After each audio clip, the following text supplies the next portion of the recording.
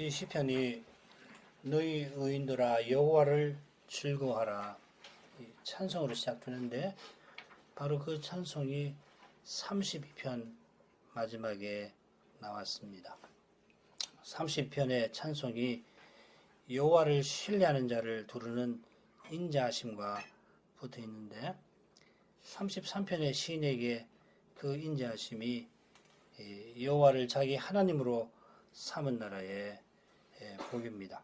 줄거리 보십시다. 1절부터 3절 너희 의인들아 여호와를 즐거워하라 찬송하라 하는 거고 4, 5절은 여호와의 진실과 인자하심에 관해서 노래합니다. 그리고 6절부터 9절까지는 말씀으로 창조하신 내용이 나오고 그리고 10절, 12절은 여호와의 도모와 열방의 도모가 대조되어 있고 여호와의 도모가 영영히 선다.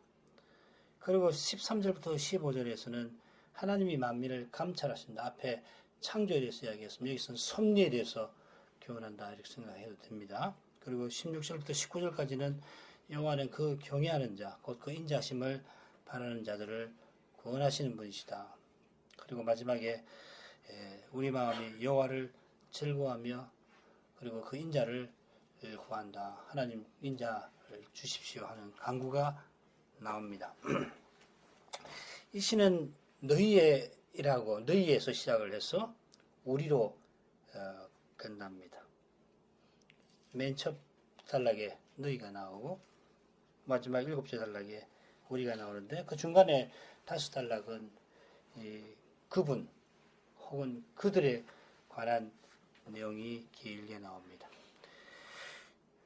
너희의 찬송, 너희의 찬송은 여호와의 말씀, 그분의 행사, 그분의 인자하심에 있습니다. 인자하신 여호와의 구원에 우리의 소망, 기쁨, 기도가 있습니다.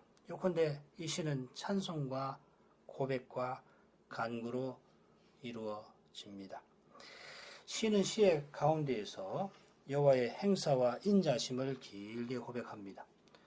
우리 눈에 띄는 부분이 셋째 부분이고 아마 이 부분에 자주 인용되는 유명한 구절이 나올 건데 여호와께서 말씀으로 만물을 창조하셨다 하는 구절입니다.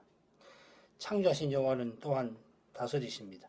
이것이 이 셋째 단락과 짝을 이루는 5단락의 주제일 겁니다. 섭리하시는 하나님이 창조하신 목적을 이루시는데 그 길에 큰 장애가 있습니다. 그것이 바로 넷째 단락에 나오는 열방의 도모 민족들의 사상입니다. 하나님이 말씀으로 창조하셨습니다마는 그 말씀을 거슬러 해가는 일이 생겼습니다. 이 열방, 이 민족 하면 우리 머릿속에 떠오르는 사건이 있는데 바벨탑 사건입니다. 홍수에 온 인류가 바벨탑 쌓는 일로 열방과 민족이 일어났는데 이것은 하나님의 심판입니다.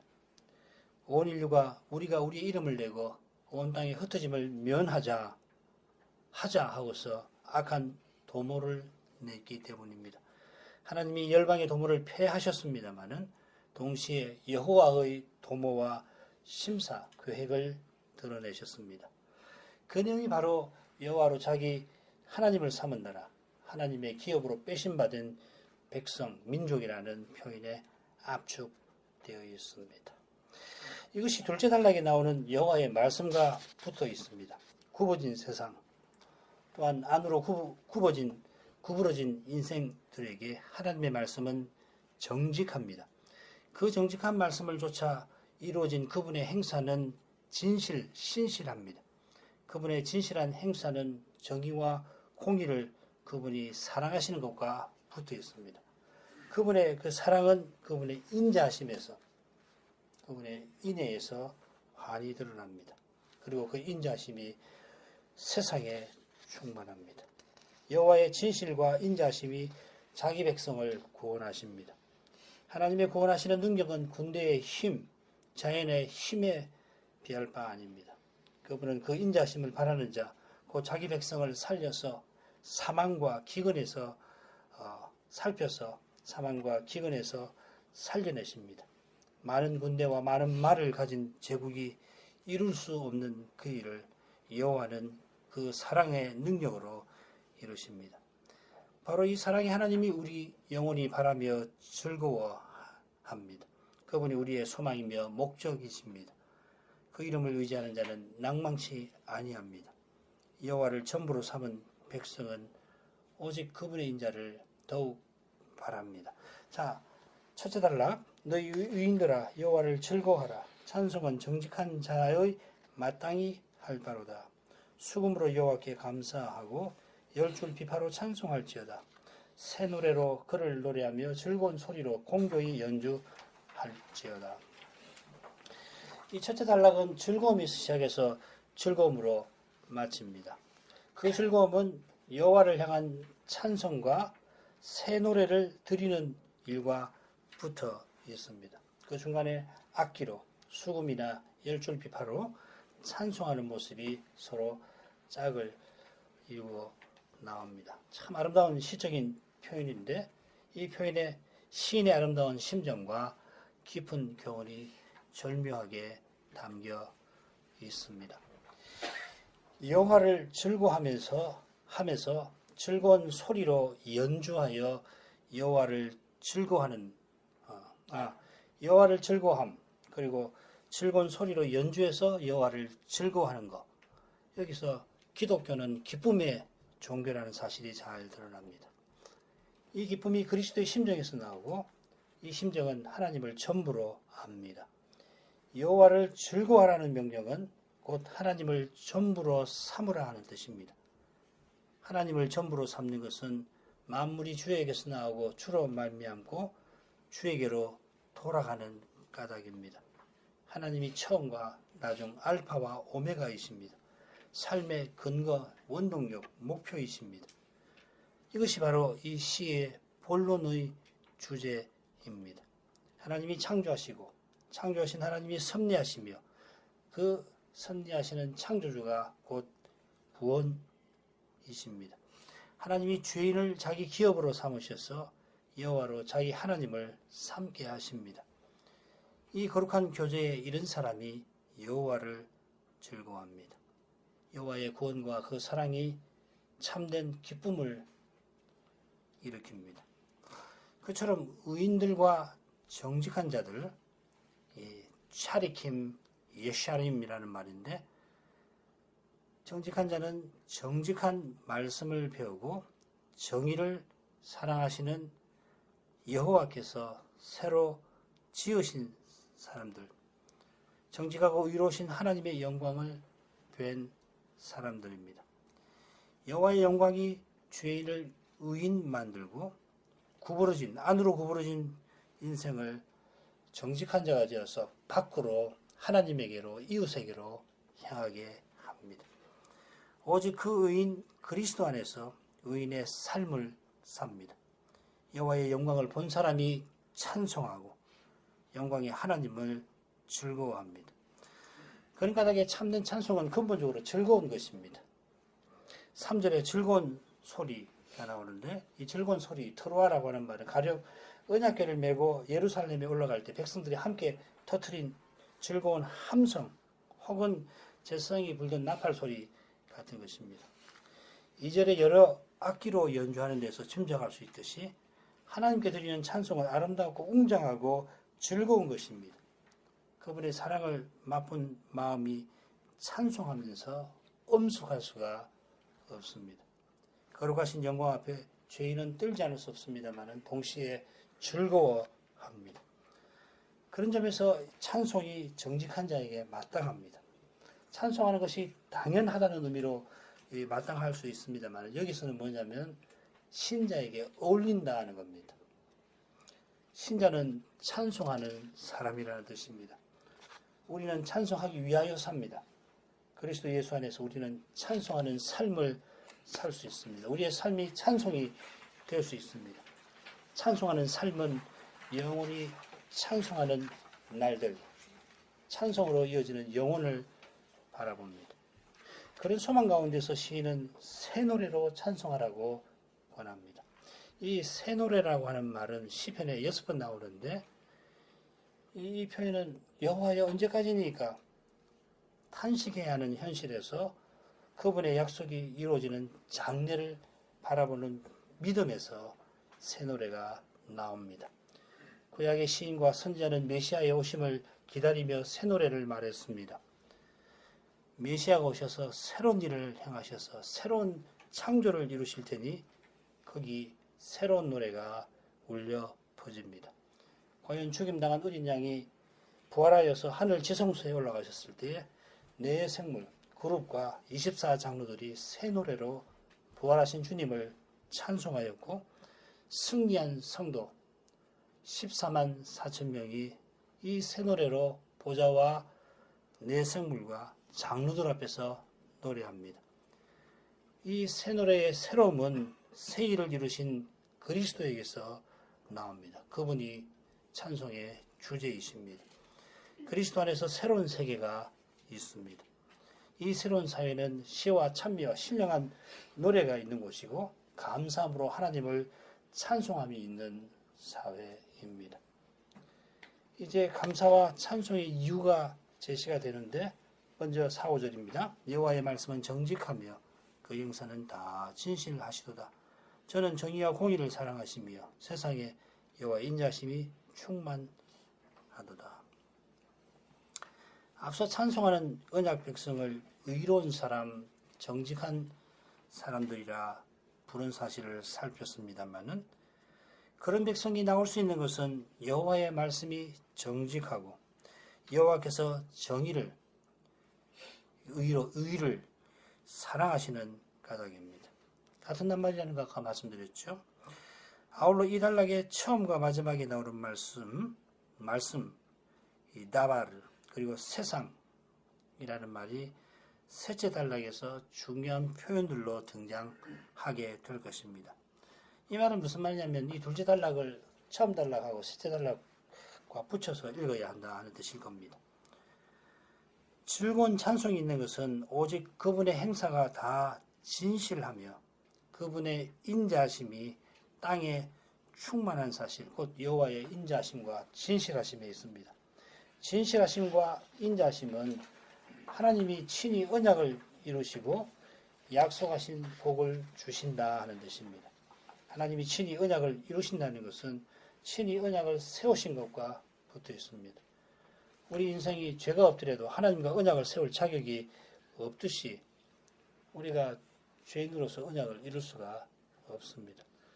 물론 우리가 언약을 저버리기만 하는 게 아니라 신실하게 언약을 지키기도 합니다만은 우리의 그 신실함 자체가 여호와의 진실하심에 있습니다. 하나님이 우리를 붙드시니 우리가 하나님을 붙듭니다. 그처럼 우리가 하나님의 손을 놓으려 합니다만은 그 손을 하나님이 놓지 아니하십니다. 바로 여기에 하나님의 인자심이 있습니다. 이 인자심이 먼저 언약을 세우셨습니다. 이 사랑이 신자에게서 태어난 아기가 세례받는 근거입니다. 물론 인생이 태어나는 것도 하나님의 사랑에 있습니다만은 죄인이 언약에 들어가는 것은 오직 사랑에 있고 그 사랑은 놀라운 것입니다. 이 놀라운 사랑이 우리 안에 찬송을 불러일으킵니다. 찬송은 주께로서 온 것이고 그래서 새 노래를 내 입에 두셨다 하는 고백이 있습니다. 하나님의 신실하심은 말씀하신 대로 행하시고 또 이루심을 가리킵니다. 여호와의 말씀은 말씀하시는 여호와처럼 정직하십니다. 그 말씀은 구부러진 인생, 굽어진 세상을 곧게 하는 말씀입니다.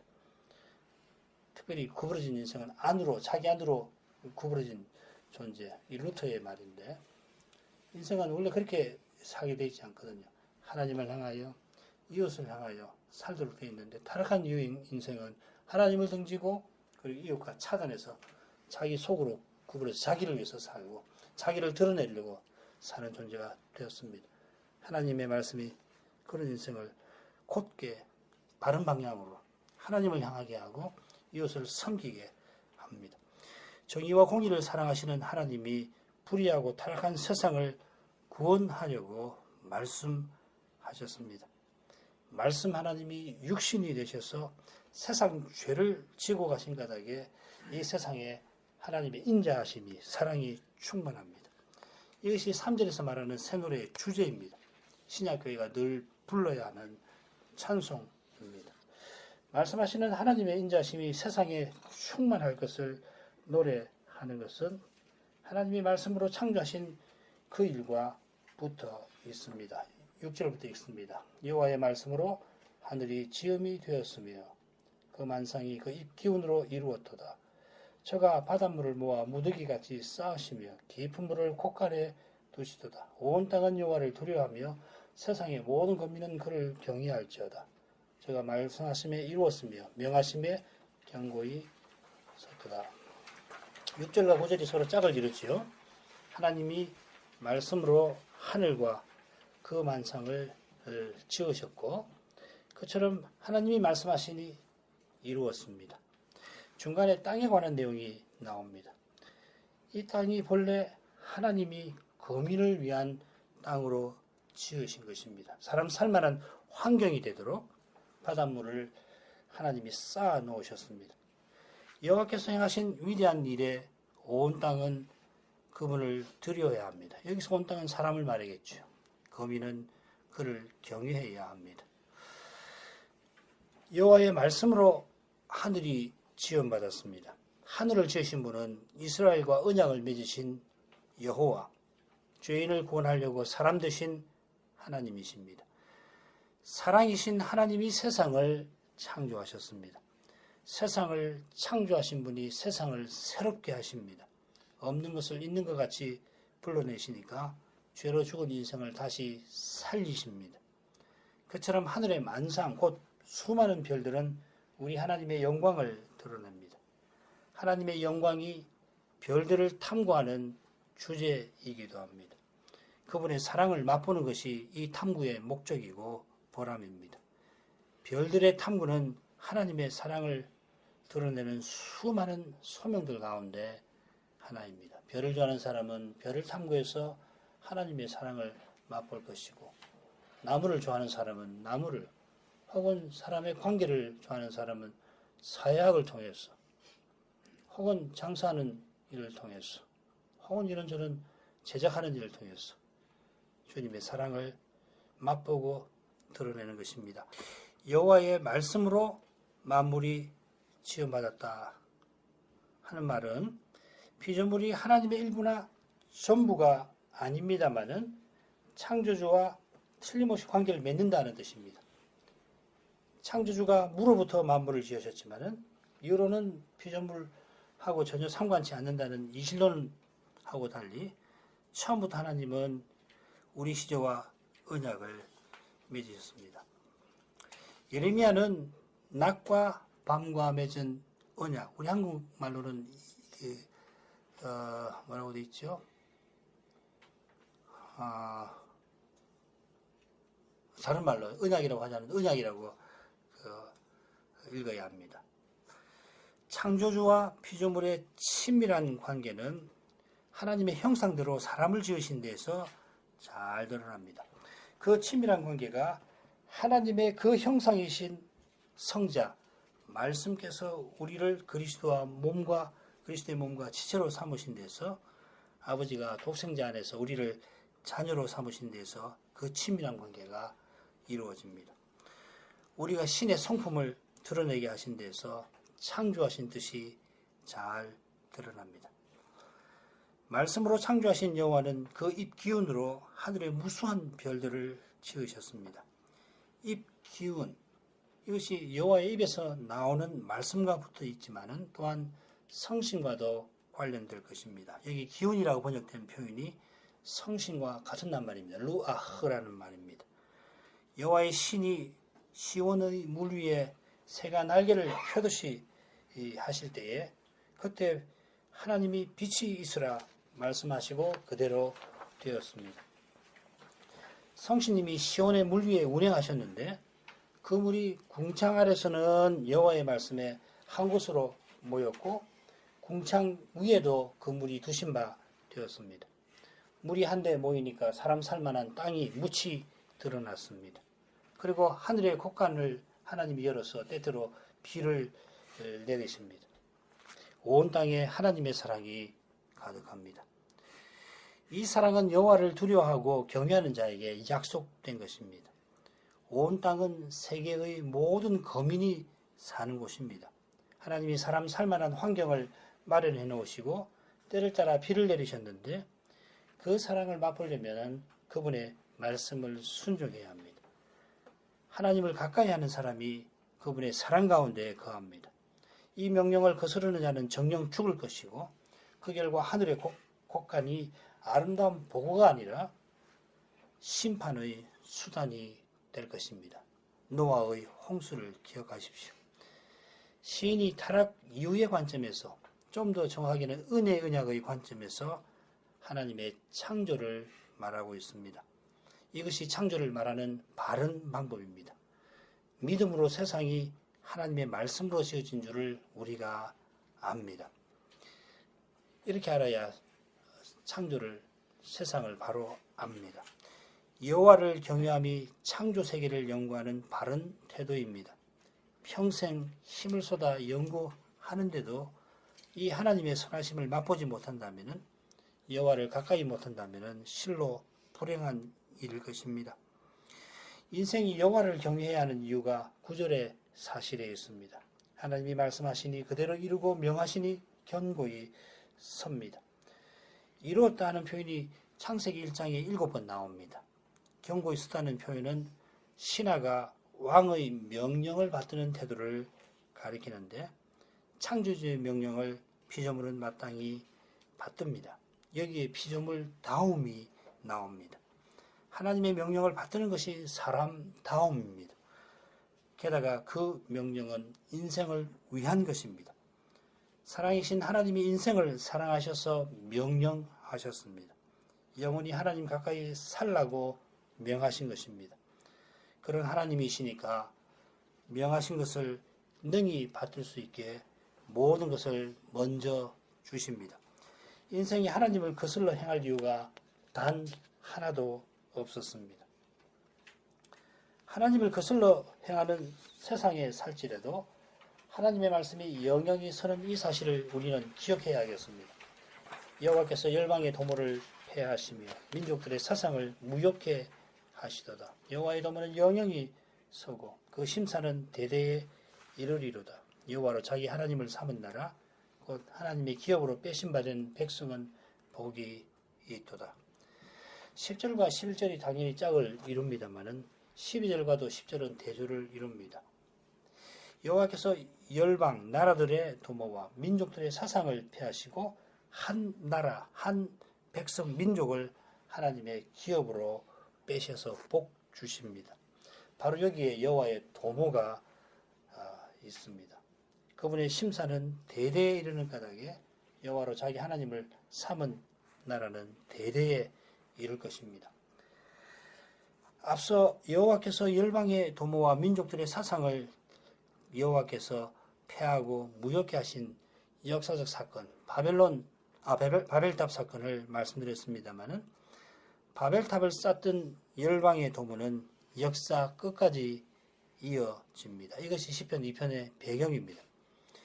민족 열방과 민족이 허사를 경영하고 서로 꾀하여 여호와와 그 기름 받은 자를 대적하는 태도로 우리가 그들의 맨 것을 끊고 그들의 여호와와 메시아의 결박을 벗어버리자고 도모합니다.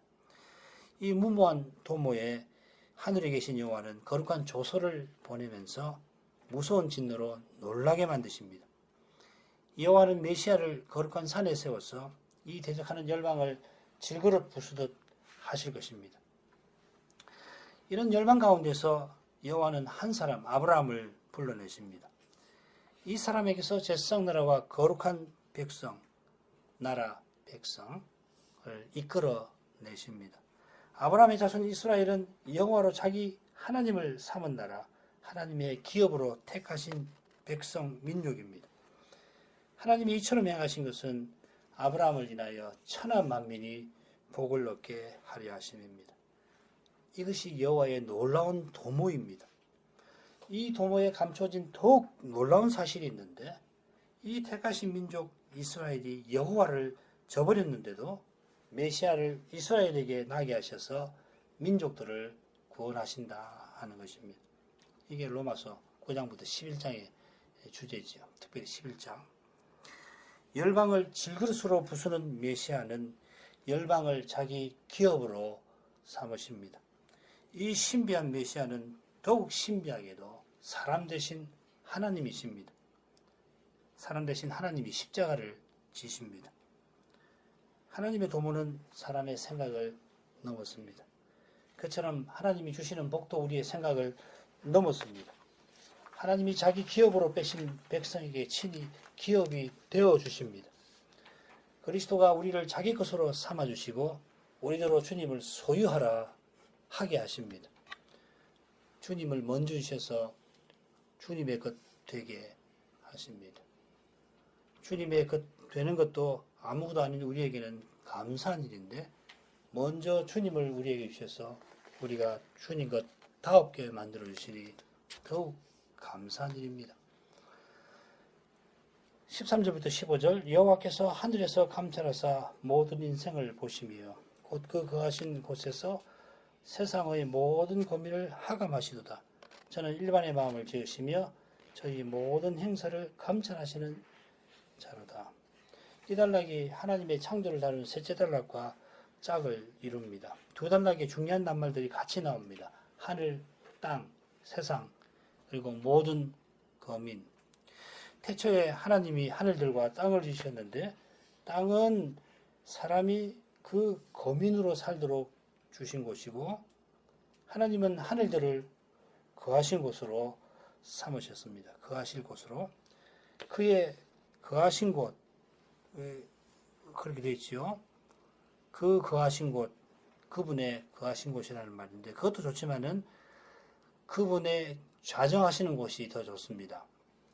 하늘은 여호와 하나님이 그 보좌를 두시는 곳입니다. 태초부터 하나님이 그 보좌에 앉아서 하시는 일이 뭐냐면 만민을 감찰하시는 것입니다.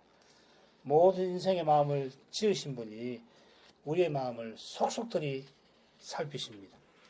마음을 살피시는 분은 당연히 그 모든 행사를, 우리의 모든 행사를 감찰하십니다. 여기 감찰이라고 한 번역어에 암시되어 있듯이 하나님은 아무런 관심 없이 그냥 물끄러미 내려다보시는 게 아니라 심판장으로서 판단하십니다. 하나님 말씀을 쫓아 사는지 그 명령을 거슬러 행하는지 철저히 살피십니다. 어리석은 사람은 그 마음에 하나님이 없다 하면서 하나님도 자기같이 같은 줄로 알고 자기 생각대로 행합니다마는 그 행하는 모든 것만 아니라 그 숨은 마음까지도 하나님이 없다고 하는 그 마음까지도 다 헤아리셔서 원하시는 데에 심판하십니다. 당장에는 거짓이 연약한 인생에게는 통할는지 모르지만은 하나님께는 어림없습니다. 눈앞에 현실이 어떠하든지 아무리 어렵더라도 우리는 사람의 시선이 아니라 하나님의 시선을 기억해야 합니다. 하늘 보좌에 앉으신 하나님이 자기 백성을 구원하십니다. 많은 군대로 구원 얻은 왕이 없으며 용사가 힘이 커도 스스로 구하지 못하는도다. 구원함의 말은 헛것이며 그 큰 힘으로 구하지 못하는도다. 여호와는 그 교매하는 자 곧 그 인자하심을 바라는 자를 살피사 저희 영혼을 사망에서 건지시고 저희를 기근 시에 살게 하시는도다. 여기 16, 17절이 18, 19절과 짝을 이루면서 누가 구하시는가, 구원하는가, 누가 구원받는가, 구원은 무엇인가를 잘 드러냅니다. 좀 더 정확하게는 17, 18절의 말, 힘의 상징이죠. 지금도 자동차를 마력으로 표시하잖아요. 힘을 상징하는 것입니다.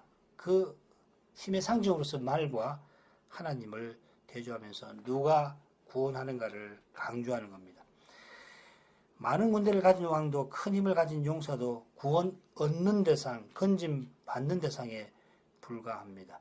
스스로 구하지 못한다 이렇게 되어 있는데 우리말 번역 그보다는 스스로 아니고 그냥 건짐 받지 못한다 이렇게 번역하는 게 좋습니다. 수동으로 표현이 되어 있습니다. 사망은 물론이고 기근도 왕이 해결하기 힘듭니다. 가난은 나라님도 구제 못한다는 속담이 어떤 경제학 이론보다 낫습니다. 죽음은 장사도 그리고 황제도 비켜갈 수 없습니다. 오직 하나님만 구원하십니다. 살피시는 하나님은 없는 것을 있는 것 같이 불러내시는 창조주이시고 죽은 자를 살리시는 구원주이십니다. 이사야는 애굽과 그 군사력을 의지하는 이스라엘을 향하여 이렇게 책망하였습니다. 애굽은 사람이요 신이 아니며 그 말들은 육체요 영이 아니라 여호와께서 그 손을 드시면 돕는 자도 넘어지며 도움받는 자 애굽이나 이스라엘이나 도움을 받는 이스라엘도 엎드려져서 다 함께 멸망하리라. 여기 사람과 신 그리고 육체와 영이 대조되어 있습니다. 인생 13절에 나오는 말인데 아담의 아들들이란 말입니다. 분의 아담. 인생은 한낱 사람 육체라 했는데 이 말은 무슨 말이냐면은 인생은 의지할 바가 못 된다. 인생을 의지하는 자는 함께 망한다 하는 뜻입니다. 그처럼 하나님은 신이시다 우리가 고백할 때 무엇보다도 하나님 안 보시는 분이라는 말보다도 더 중요한 것은 뭐냐면 하나님은 언약하신 대로 능히 구하시는 분이다. 구원하시는 분이다 하는 뜻입니다. 사람이 얼마나 의지할 바가 못 되는가 하면은 말들의 힘을 자랑하는 데에 있는 겁니다. 그게 얼마나 사람이 의지할 바가 못 되는가. 사람이 말에 힘을 자랑해요. 타락한 사람은 그렇잖아요. 이 세상에서는 이 큰 힘을 가졌으면은 의지하고 싶고 그러지만은 그러나 말의 힘을 자랑하는 거기에 인간의 힘이 연약한 바가 있다는 겁니다. 자기보다 못한 거 아니에요. 하나님 말씀이 아니면 이런 걸 모르는 겁니다. 우리 모두가 그렇습니다. 그처럼 하나님을 경외하는 자, 그 인자하심을 바라는 일은 타락한 인생에게서 나올 수가 없습니다. 하나님의 사랑이 절실함을 깨닫는 일, 그분의 말씀을 겸손히 받드는 일은 그분의 영광을 보아야 합니다. 그 영광 앞에 설 때에만 인생이 돌이나 바위와 근본적으로 다르지 않음을 깨우치고 더욱이 죄와 사망에서 구원 얻는 일에 우리 인생이 얼마나 가난한가, 무력한지를 겸손히 고백하게 됩니다. 스스로 구원하려는 것은 절대로 구원받지 않으려는 것입니다. 조금이라도 스스로 무엇이 되려는 것, 해보려고 하는 것은 주의 거룩한 영광을 보지 못했거나 잊은 때문입니다. 이날도 주님의 인자하심이 있어 내가 이만큼이지만은 이렇게 있습니다. 내일도 장래도 그렇습니다. 과거는 말할 게 없습니다. 실은 내가 있기도 전에 주님은 나를 아셨습니다. 그런 까닭에 하나님의 인자하심을 맛본 사람은 더욱 인자를 구합니다. 우리 영혼이 여호와를 바라며 저는 우리의 도움과 방패시로다. 우리 마음이 저를 즐거워하며 우리가 그 성호를 의지한 연고로다. 여호와여 우리가 주께 바라는 대로 주의 인자하심을 우리에게 베푸소서. 18절에 주의 인자하심을 바라는 사람이 언급되었는데 똑같은 표현이 22절에 나옵니다. 비슷한 표현이 20절에서 나오는 데서 알 수가 있습니다만은 주의 인자하심을 바라는 것은 주를 바라는 것입니다. 당연하지요. 너무도 당연한 말입니다만은 그러나 주를 바라지 않으면서 그분의 인자하심만 바라는 일이 있습니다. 그런 일이 인간사회에 비일비재합니다. 심지어 자기 만족을 위해서 자녀를 과도하게 그릇되게 사랑하기도 합니다. 인생을 지으신 하나님은 피조물의 영광을 위해서 자기 아들을 내어주셨습니다. 주님은 우리 자신을 원하십니다. 우리가 이룬 무엇 아닙니다. 우리가 성취한 무엇을 원하는 게 아니라 주님은 우리를 원하시는 겁니다. 우리도 그래야 되잖아요. 그런 까닭에 주님을 우리에게 주시려 합니다. 그 주님을 우리가 바라야 마땅합니다. 주님보다 더 선한 게 없습니다. 주님이 우리가 바라는 전부입니다. 그처럼 주님이 주신 까닭에 우리가 받은 것이 좋은 것입니다. 주님이 두신 사실에 비추어 우리 현실을 바르게 대할 수 있습니다. 어려운 형편에서 기도하라 하셨고 그 주님이 형통함을 주시니 우리는 감사합니다. 그처럼 주님이 맺게 하신 관계니까 그 관계를 주님이 틀림없이 살펴주실 것입니다. 당장에는 내가 어떻게 이런 집에 태어나서 내가 어떻게 하다가 이런 사람과 얽혀가지고서 이렇게 힘들게 산단 말인가. 뭐 사람은 그렇게 말할 수 있습니다만은 주님이 맺게 하셨으면은 틀림없이 살펴주십니다. 인자하신 주님을 바라는 심정에서 주님의 인자하심을 구합니다. 이 시편이 여호와를 즐거워하라는 권면으로 시작됐는데 저를 즐거워하며 하는 고백으로 마칩니다. 하나님을 즐거워하는 것은 우리가 그 성호를 의지한 연고 까닭이라 하였습니다. 무슨 말입니까? 성호, 거룩한 이름, 그 거룩한 이름은 거룩하신 하나님을 가리키죠. 시인은 자기가 하나님을 의지하는 그 사실을 인하여 여호와를 즐거워합니다. 내가 무슨 대단한 일을 이루게 해주시니 하나님을 즐거워하는 게 아니라 거룩하신 하나님을 의지하게 하셔서 즐거워한다 하는 뜻입니다. 인생에 하나님을 의지하는 것보다 좋은 것 없습니다. 하나님을 의지하는 사람이 하나님의 뜻을 이루고 때로 대단한 일을 이룹니다마는 하나님의 뜻을 행하여 하나님의 영광을 더욱 뵙는 그것이 우리에게 가장 좋습니다. 자기 죄를 늘 회개하는 사람은 인생이 하나님을 참으로 의지하는 게 얼마나 어려운가. 그걸 잘 아는 까닭에 21절에 담긴 시인의 심정을 잘 헤아립니다. 바로 거기서 시인이 말하는 우리가 함께 있습니다. 우리는 그리스도의 심정을 품고 그리스도를 중심에 모신 그래서 함께하는 사람들입니다. 기도하겠습니다. 거룩하신 하나님, 시인의 심정, 곧 그리스도의 심정을 이 시편을 통해서도 조금이나마 헤아릴 수 있게 하셔서 감사합니다.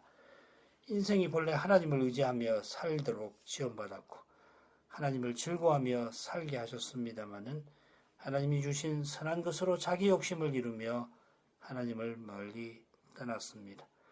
심지어 이제는 하나님을 의지한다고 고백하면은 지금 이 세상은 내가 하나님을 의지합니다 고백하면 바보 취급을 하는 세상이 되었습니다.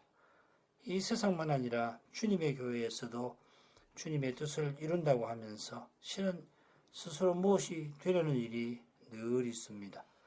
오직 주님의 말씀의 빛만이 이 지독한 어둠을 우리에게서 쫓아내 주십니다. 이 말씀을 저희가 늘 기다립니다. 주님을 바라며 기다립니다. 예수님 이름으로 기도합니다. 아멘.